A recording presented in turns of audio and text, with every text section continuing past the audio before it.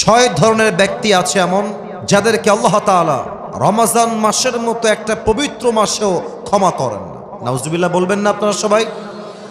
এক নাম্বার, তাকে আল্লাহ তাআলা মাফ করেন না যেই বান্দা রোজা রেখেও আব্বা আম্মার সঙ্গে খারাপ ব্যবহার করে, তার কোনো ক্ষমা নাই। যে রোজাও রাখে মায়ের সঙ্গে বদমেজাজ নিয়ে কথা বলে, যে রোজা রাখে বাবার সঙ্গে বদমেজাজ নিয়ে কথা বলে, আল্লাহর হাবিব বলেছেন আল্লাহ তার রোজাও কবুল করবেন না, রোজার মাস তাকে মাফও করবেন না। দেখেন কোরআন কি বলছে, আল্লাহ তাআলা বলেন ওয়াকাদা রাব্বুকা আল্লা তা'বুদু ইল্লা ইয়্যাহু ওয়া বিল ওয়ালিদাইনি ইহসানা ইম্মা ইয়াবলুগান্না ইনদাকাল কিবারা আহাদুহুমা আও কিলাহুমা ফালা তাকুল লাহুমা উফ ولا تنهرهما وقل لهما قولا كريما. الله أكبر. Your Lord has decreed in this ayah, O you believed, you will worship no one except Him. Allah Ta'ala বলছেন তোমার সেজদা কোনো মাজারের সামনে নয়, কোনো বাবার সামনে নয়, কোনো পীরের সামনে নয়, তোমার সেজদা হবে এক সত্তার জন্য। বলেন সবাই তিনি কে? First message in this ayah. Second message টা হচ্ছে ওয়াবিল ওয়ালিদাইনি ইহসানা, you have to be good to your parents. If one or both of them reached old age with you, do not repel them. আল্লাহ বলছে বান্দা আব্বা আম্মার সঙ্গে সদ্ব্যবহার করো। বাবা এবং মা উভয়ের মাঝে কেউ যদি বৃদ্ধ হয়ে যায় বা বৃদ্ধা হয়ে যায় বা উভয়ে যদি বৃদ্ধা হয়ে যায়, do not repel them. বেয়াদবি করো না, বিরক্ত হয়ে একটা উফ শব্দ উচ্চারণ করো না। ওয়াকুল লাহুমা কাওলান কারীমা, speak to them with a noble words. বিনয়ের ডানা বিছিয়ে নরম ভাষায় কথা বলো, বিনয়ের সাথে কথা বলো। Be humble to your parents, ভালো করে কথা বলো। তোমার রোজা এবং তোমার ইবাদত কবুল করবে একজন। আওয়াজ দিয়ে বলেন সবাই তিনি কে? না, এটা দিনাজপুরের সাউন্ড হয় নাই। আরে দিনাজপুরের সন্তান তো আওয়াজ দেয় কাপুরুষের মতো নয়, বীর পুরুষের মতো এর আওয়াজ দিয়ে কথা বলে। বলেন সবাই তিনি কে? অতএব অনেক যুবক আজকের মাহফিলে এসেছো, অনেক যুবক বাপ মাকে মাইনাস করে ফেলো জাস্ট একটা গার্লফ্রেন্ডের পাল্লায় পড়ে। গার্লফ্রেন্ড যাবে আসবে, মাথায় রাখবা গার্লফ্রেন্ড তোমার আপন নয়। তোমার বউ তোমার খুব বেশি একটা আপন মাঝে মাঝে নয়, বরং তোমার সবচেয়ে কাছের আপন মানুষও তোমার মা এবং তোমার বাবা। ঠিক কিনা বলো? বিপদে পড়লে বোঝা যায়, বিপদে পড়লে বোঝা যায় বাপ মায়ের মতো আপন দুনিয়াতে আর সেকেন্ড কেউ হতে পারে না। ঠিক কিনা বলে? অতএব আমি মনে করি আমার যেই মা আমাকে 10 মাস 10 দিন গর্ভে ধারণ করেছেন, আমাকে পালন করেছেন, এমন মায়ের সঙ্গে যেই সন্তান খারাপ ব্যবহার করবে সেই সন্তান কখনো সুসন্তান হতে পারে না, সে কুলাঙ্গার সন্তান হতে পারে। ঠিক কিনা বলে? যেই মায়া মায় গর্ভে ধরে মায়ার জালে বন্দি রেখে করেছে পালন, হে প্রভু তুমিও তারে তোমার আরশ ছায়া নিরে করিও লালন, মাকে করিও লালন। পড়েন সবাই আমিন। তাহলে এক number, don't misbehave with your parents. যারা যারা আব্বা আম্মার সঙ্গে খারাপ ব্যবহার করেছো এদিকে তাকাও, সবাই এদিকে তাকাও, দাঁড়িয়ে থাকার এদিকে তাকাও।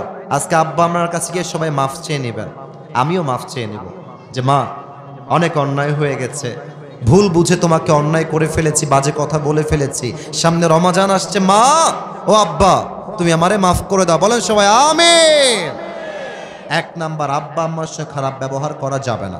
2 নাম্বার, যে ব্যক্তির রোজা আল্লাহ তাআলা কবুল করেন না এবং তাকে আল্লাহ তাআলা মাফও করেন না, সে হচ্ছে মুদমিনু খামরিন, যে নেশাখোর, যে মদ খায়। আমি যদি স্টেজ থেকে এখন নেমে যাই, কয়েকজনের পকেটে আমি হাত দেই, অনেকের পকেট থেকে এখন একটা বিড়ির প্যাকেট বের হবে, এখনই বের হবে। আবার মাহফিল শেষ করে যাওয়ার সময় এপাত দিয়ে যাবে, বিড়ি টানতে টানতে বাসায় যাবে। হাদিস শোনেন, ইদা শারিবাল খাম ফাজলিদুহু, আল্লাহর হাবিব বলেছেন যদি কেউ মদ পান করে, ফ্লগ হিম, তাকে ব্যাট দিয়ে আঘাত করো। If he becomes intoxicated again ফাজলিদুহু, ফ্লগ হিম এগেইন। আল্লাহর হাবিব বলেছেন, যদি আবার সে মদ পান করে, আবার ব্যত্রাঘাত করো। যদি আবার করে, আবার ব্যত্রাঘাত করো। যদি সে 4 বার এসে আবার মদ পান করে, ফাদরিবু উনকাহু, বিহেড হিম।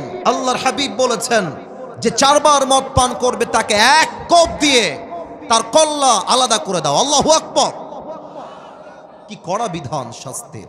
অতএব রমজান মাসে আমরা তওবা করছি, বিড়ি, সিগারেট, মদ এবং নেশাগ্রস্ত কোনো জিনিস আমরা মুখে নিব না। রাজি আছেন তো সবাই ইনশাআল্লাহ? একটু হাত তুলে বলেন সবাই ইনশাআল্লাহ। 3 নাম্বার রোগটা বলবো, এটা বড্ড মারাত্মক রোগ। এই রোগের জন্য আমাদের দেশটা ধ্বংস হচ্ছে। এই রোগটা হলো হিংসার রোগ। ভাই তার ভাইকে সহ্য করতে পারে না। আমি ভাইয়ের কথা কি বলবো, বাংলাদেশে এক হুজুর আর এক হুজুরকে সহ্য করতে পারে না, ঠিক কিনা বলে? সারাদিন গীবত, বদনাম, সোশ্যাল মিডিয়ায় ঢুকলেই এক হুজুর আর এক হুজুরকে দেখতে পারে না। আসুন আমরা জেনে নেই হাদিস কি বলছে। আল্লাহর হাবিব বলেছেন, আল হাসাদ তাকুলুল হাসানাত কামা তাকুলুন নার আল হাতাব। হিংসা মানুষের আমলকে এমন ভাবে জ্বালিয়ে দেয়, পুড়িয়ে দেয়, যেমন ভাবে আগুন কাঠকে পুড়িয়ে দেয়। এবং আল্লাহর হাবিব বলেছেন, রমজান মাসে আল্লাহ তাআলা সবাইকে মাফ করে দিবেন, 2 জনকে মাফ করবেন না। তার মাঝে একজন হচ্ছে মুসাহেন, যে তার হৃদয়ে তার ভাইয়ের জন্য বিদ্বেষ পোষণ করে। অতএব সবাই আমরা নিয়ত করছি, আমাদের হৃদয় থেকে সমস্ত হিংসা আমরা রমজানের পূর্বেই মুছে ফেলবো। বলেন সবাই ইনশাআল্লাহ। আর আপনারা গ্রামের মানুষ, আমি আসিফ হুজুর গ্রামের সন্তান। আমরা গ্রামের সন্তান বলেই আমাদেরকে মাইনাস করে দেওয়া যাবে না। পুরো পৃথিবীতে যারাই ইতিহাস করেছে, যারা ইতিহাসের রচনা করেছে, তার 90 ভাগেরও বেশি মানুষ গ্রাম থেকে উঠে গিয়ে ইতিহাস তৈরি করেছে। গ্রামে একটা সমস্যা আছে, একটু কিছু কথা হয়ে গেলে, একটু রাগারাগি হয়ে গেলে আর কথা বলে না, তাকায় না, সালাম কালাম দেয় না, আত্মীয়তার সম্পর্ক বিচ্ছিন্ন করে ফেলে। আল্লাহর হাবিব বলেছেন, যে আত্মীয়তার সম্পর্ক বিচ্ছিন্ন করে তার কোনো ইবাদত আল্লাহর কাছে কবুল হবে না।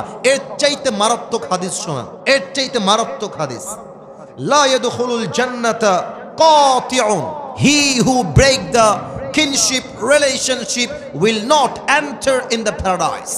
জাতীয়তার সম্পর্ক বিচ্ছিন্ন করে কোনো কারণ ছাড়া, তার জন্য আল্লাহর জান্নাত হারাম হয়ে যায়। নাউজুবিল্লাহ বলবেন না আপনারা সবাই?